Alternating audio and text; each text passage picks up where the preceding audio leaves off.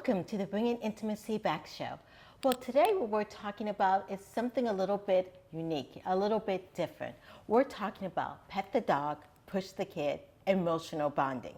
What this really is talking about is emotional intimacy. As we know, intimacy has many different forms, but we're today talking about the emotional aspect. And today I'm honored to have a good friend of mine, but also an expert in the field, Dr. Kelly Bushey. She's a motivational speaker, a founder of Shorey Counseling and Conference Ministry. She's a national certified counselor, a board certified telemental health counselor, associate professor of applied psychology at Hodges University. She specializes in working with Native American Indians, which she is a subject matter expert, and she's an associate member of the National Congress for American Indians. Welcome, Dr. Kelly. How are you doing? I'm doing great. It's good to be here. Yes, definitely. Okay, that's fine. Yes, so Dr. Kelly, how did you even actually get into this field of mental health and working with people and helping people, especially on the emotional aspect? When I first started Shorey Counseling and Conference Ministries, it was in 1998. Okay. I hadn't been a counselor yet, and I noticed that after I spoke, there were a line of people that would come up and they would ask me questions. My daughter's an anorexic, et cetera, et cetera. And I just wanted to have more than 3 points in a poem and just, to motivate them. I wanted something that they could take home with them that would help them. Yeah, definitely. So I decided to get my master's in counseling. Okay, yes. And one of the great things about you is that when we start talking about you always talk a lot about in stories. Yes. Yes. I think our story is a lot of who we are, and I often say never forget who you are or where you came from. Exactly. Which is part of this Pet the Dog, Push the Kid. Okay, yes. And right before we get to that, Shorey Counseling, what exactly does that mean? And why did you start it? Thank you. Cherith is actually a brook where Elisha, in the story in the Bible, he was depressed and he laid down underneath this tree and he said he didn't want to live. And there was a brook there and he drank from the brook and he rested and he was able to go further in his journey as a result of that. Sometimes we just need to rest. And I found that a lot of people that are depressed, it's really more burnout. So they think they're depressed and they may be just burned out. Right, I do. I see people running around all the time, and I remind them that even, Jesus took breaks. He rested and stuff. Yes. So Cherith is named after the brook, and I want to come alongside of people and encourage them and let them know that it's going to be okay. Oh, awesome, yes. And so this title of Pet the Dog. Pet the Dog, Push the Kid. Yes. Pet the Dog, Push the Kid actually is based on emotional intimacy. And because sometimes people have an easier time being close to an animal than even a person. Now, while I like animals, and I certainly do, while I was young, my mother would actually walk the dog, but we couldn't go on the walk with her. Okay. So yes. She was closer to her animals than her own children. Now, I had a restored relationship with her before she passed away, but as a child, you can imagine the message that's sent when your mother would rather be with the animals than yourself. And so that's where Pet the Dog, Push the Kid comes from, me doing my own work emotionally, because it will affect you in your adult attachments. Right. Why do you think people get so more attached to their animals or, have a stronger bond and feel like they can emotionally connect, but sometimes push people or even their loved ones away? Well, dogs can't speak and cats can't, and although they do have their language of speaking, they're also known to be loyal, and they give an unconditional love, and that's not always true or how we feel with people. Yes, yeah, exactly. It's that, because like you're saying, people give their opinions, they give their stuff, but I think that's what you need when you create intimacy. You do need to communicate, but yet sometimes if you don't feel safe, you may not communicate how you really feel. Okay. And sometimes people don't know how to communicate. Right. And I just remembered that as a child, not understanding that, but then when I grew into becoming an adult, I went, wow, that makes sense. She had 6 children, she needed to go for a walk, she needed that time of rest to get away. But we do have to break through those fears of becoming intimate with people. Okay. How do you define intimacy? I define intimacy as into me you see. So if I'm going to have an intimate relationship with someone, I have to be able to let them in and let them look closely and get close to me. But sometimes we don't know what's in here, let alone to trust somebody else with it. Yes, and sometimes I think we're afraid to let people in here. We don't know, or we also build up walls. Yes, and we can get hurt, and we will. Yes, yeah, and I'm glad you put that, we will. Because some people think if I'm in a good relationship, if I'm in an intimate things, there's no way that this person should hurt me, then I should just end everything. Right, one person can hurt you, but yet there's so many other people that wouldn't. Right. And we can't hold the people from our past responsible, the people in our current future, or our current life and our future, responsible for whatever happened that somebody else did. It's Right. unfair. If you think about it, even in a marriage relationship, perhaps it's a second marriage. You cannot bring that work, that stuff from a past marriage into your current marriage. Right. Or else they're going to end up paying the price for something they didn't do. They didn't break your trust. The past did. Right, and you, like you say, you have to kind of stay in that present moment. Yes. And in that present relationship. We can only do that by doing our emotional work. Right. Which wasn't easy for me. I really didn't start doing my emotional work until I was in my 30s. Right, right, but you did it. I did it. Yes, I yes, continue to do it. and it's okay to do your emotional work at whatever stage, but you should definitely do it.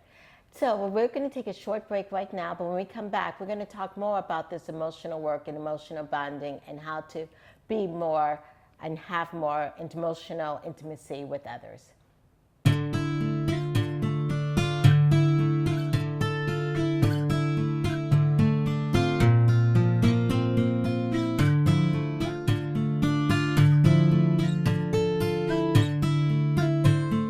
Welcome back to the Bringing Intimacy Show, where intimacy is real. Well, today we've been talking with Dr. Kelly Bushey about emotional bonding and emotional intimacy. And when we just finished in our last segment, we were talking about sometimes it's really important to do that emotional work. And a thought just came to me, how does someone know when they need to do emotional work, when they're carrying emotional, I would say, baggage? You can feel it. You can feel resentment. It really is a feeling. Okay. And then even if you're not aware of your feelings, because some people that's just harder. Right. They cut off so much that they can't even identify what their feelings are. Right. You can look at your isolation. So often we'll isolate for fear of becoming intimate with someone. So we'll withdraw. And so if you cannot identify the feeling of how you feel, anxious or fearful, then watch your patterns, because if you're withdrawing and you're not spending time with people you otherwise would be spending time with, then that's a really good litmus test. Okay, you also mentioned this word fear just now. Yes, fear. Yes. How does this impact everything? Well, that can isolate you. You can be afraid. It can create your Right. anxiety, and then which is also like it can turn into social anxiety. You can project onto the person or individual that they are going to reject you when actually they've done nothing. Right. And so there's a whole dynamic that can happen if you don't just pause every once in a while and say, okay, like I think of a clicker, a television remote. Pause and say, okay, why am I feeling this way? What am I doing? And how can I change this so that you can have more intimate relationships and not be afraid? Right. Because if you have to take a risk in order to be intimate with somebody and to have a friendship, you have to take a risk. And you could be hurt, but you could also have the best friendship ever. Yes, exactly. Yeah, and I'm thinking in the sense of these fears, I don't know about you, but I think sometimes it comes from childhood.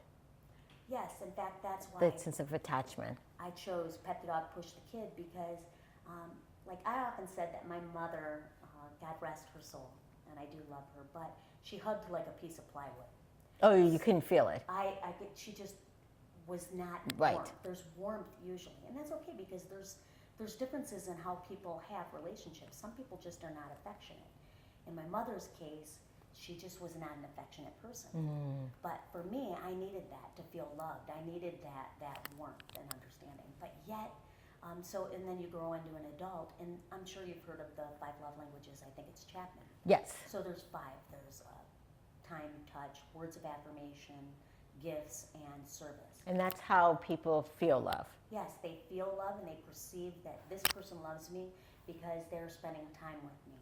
Or Yes. touch. For me, mine was time and touch. I always Okay. said, if you spend time touching me, I'm happy. Yes. But the thing is that it's not a sexual touch. It could just be that affirming touch. That somebody puts their hand on your arm and just says, it's going to be okay. Right. And that they're present. Right, and it makes you feel like you're worth something, and that person cares. Yes, so And that's exactly. And for me, my childhood, I didn't get to spend time with my mom, and she wasn't affectionate.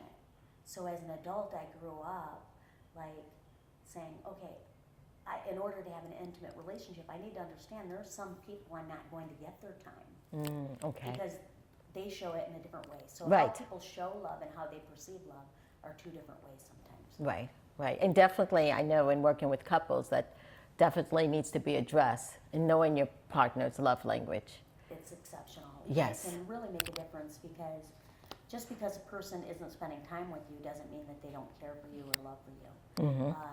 Or maybe they're showing you in a different way. Maybe they'll send you a card, but words is your fifth love language. Right. So you're like, words don't mean anything. I really need for you to help me with my car or to serve me or to spend time with me. How can you overcome this fear of intimacy, this fear of emotional connection with someone? Well, for some people, it's scarier than others. And for myself, I really had a hard time with that. I'm an extrovert. I'm very sanguine and outgoing. And so some people might think that I have a lot of friends, and I do have a lot of friends. But to let them get close and to not fear that they're going to reject me if they know me better, that was my biggest hurdle. Okay. Yeah. Yeah. And it just takes work. Right. Right. And that work looks like what? The work looks like communicating. Communicating. You have to communicate.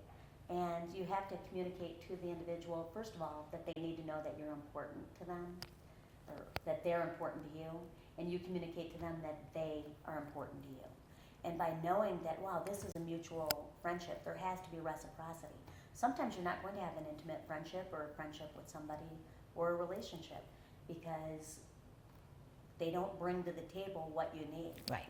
And there are times that you have to just say, okay, this friendship isn't working. Mm-hmm. And then there's other times you say, you know what, this friendship's worth it, and I'm going to push through this. Yes, yes. And I love what you said. It's what people bring to the table and seeing how that fits in what you need. Well, we're going to take a short break, and when we come back, we're going to have some more tips on increasing that emotional intimacy.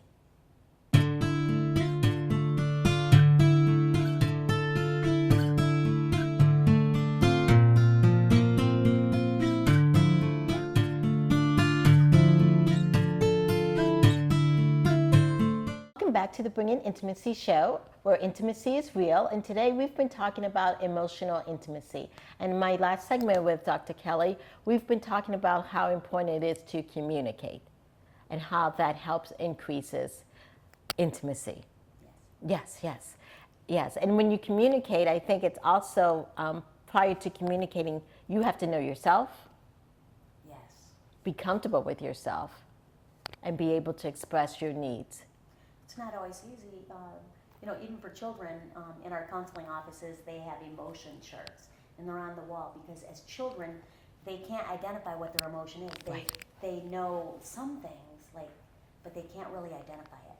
And even as adults, sometimes we can't identify what that emotion is, so we have to pause and say, okay, let me endure this, even if it is uncomfortable, and then pause and look at it and say, okay, what am I feeling, and how much of this is really true? Is this person going to reject me? Mm-hmm. Yeah, I think sometimes we get in our head and we come up with, because I don't know if people know, but our mind tells us stuff. It tells us stuff, and we don't have to believe everything our mind tells us. No, there's actually a proverb that says, as a man thinks, so he is. And those thoughts become actions, and actions, habits, and habits, addictions, and addictions alike. It all starts with that thought. Right. And so in psychology, of course, there's ruminations. And if you're going to ruminate on a negative thought and think that someone's going to reject you for being a certain way or whatever, then you could actually project that into the relationship. Exactly. And sabotage it, and otherwise might not have been sabotaged. Mm-hmm. So what other tips to help increase intimacy? Take the risk. Take the risk. Take the risk. Yes. You know what? One of my closest friends right now, I had seen her at a number of events that we were at. Okay. And every time I met her or I had seen her in that environment, I thought, this is a really unique individual and I want to be friends with her. And so I took the risk and I emailed her and I said, would you like to have coffee? And as a result of that, now I have a new friend. Awesome. Somebody that I really enjoy. Yes. But I was like, okay, we kind of moved in the same circles, but we didn't. And I thought, oh, I don't know, is this going to look weird or sound weird? And I thought, you know what? I think friendship with her is worth it. Mm-hmm. And today I have a new friend. Awesome. Yes. Yes. I love that idea of taking the risk. Yes. Yes. Stepping out on faith and just going for it a little bit. Right. Yes. Yes. What are some other tips? Some other tips. Please do your emotional work. Many organizations have EAPs, their Employee Assistance Program, and they offer 5 free counseling sessions. And I think it's really an underutilized benefits at a lot of organizations. So you can actually, go do your emotional work. Counselors aren't so scary. No, no, we're not. We're not. Scary. We're not, yes. So yes, go and then trust somebody. Do cognitive behavioral therapy, meditation, connect with your church, connect with your family, Mm-hmm. and just be willing to do the work. It is not fun. And I have to do this work all the time, April. Right. All the time. And it's constant growth. If you're breathing, you're growing. Mm-hmm. Yes, and sometimes people think when people go into therapy, they're really sick or they're, delusional or whatever, but really not. I mean, when you go into therapy or counseling, you're really trying to go in to improve yourself, and that's what the therapist's there for. They're not trying to judge you or whatever. It's to help you. What's great about it is they're objective. Yes. So they can be objective and not subjective. So if you could share some of the struggles with an individual, they may be subjective and project onto you something within their life. So trained professionals like counselors, Mm-hmm. then they're able to look at it from a different angle and say, could it be this? Could it be that? Let's try this. Let's try that. Right. And it works. Right. Another thing that I know that you do a lot of is journaling. Yes, I do. Yes. In Yes. fact, my new friend gave me a journal for my Oh, birthday. awesome. Good. It's very important because Yes. it helps you recall, and you can write down things and then look at it later and say, okay. And you can even filter it. So emotionally, if you vent on paper and then you read it later and say, okay, well, that really wasn't realistic. And so it's a nice journaling, helps you monitor your emotions Mm-hmm. and look for patterns. Yes. Yes. Because And, not only could one relationship be affected, but others can. Mhm. If you start to see a pattern in your relationships, then you may need to see a counselor and say, hey, this is an area where I'm isolating and withdrawing from people, and I miss them. If there's somebody that you miss that used to be a close friend, then I think that maybe you should reach out to them. mm-hmm. Yeah, definitely. Don't Yes. be afraid. And you know what? The worst thing is they can reject you again, and then you can find a new friend. Yes. Don't be afraid to hear the no's sometimes in life. Right. But you never know unless you try.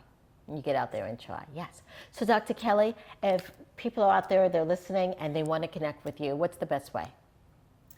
It would be via email, which is Dr. Kelly Bushey.